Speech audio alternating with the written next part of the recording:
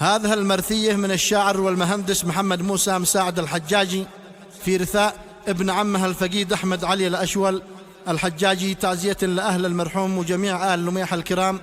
أداء الشاعر عبد هسيله الحجاجي. أبو حمد قال غابت شمسنا في عجل، واسدل ستار الحزن بابه وخيم وجال. النجم ذي كان عالي من محيطه نزل، لسامح الموت شله مننا في عجال. لسامح الموت شله مننا في عجال. أبو حمد قال غابت شمسنا في عجال، واسدل ستار الحزن بوابه وخيم وجال. النجم ذي كان عالي من محيطه نزل، لسامح الموت شله مننا في عجال. قالوا لي أحمد علي من بيننا قد رحل، غبني عليها غبني ما له مثال. يا حزن قلبي ويا دومعة عيوني هطال، يا قهر فيني يوازي راسيات الجبال. احتار عقلي وذهني غاب عنها العمل، كيف الخبر فهموني صدق ولا خيال.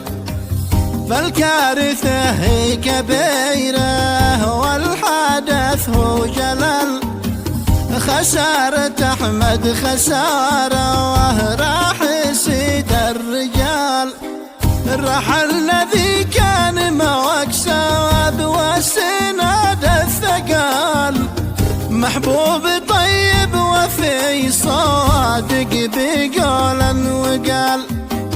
من سهل يوم فارق دنياتي وارتحل، واخر حواري معه رواسايل كل حال.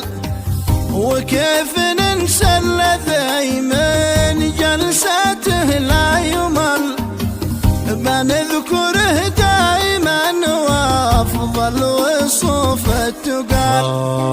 يا عم علي احتسبها والاجر لك يكتمل، والله يبارك في الباقين العيال.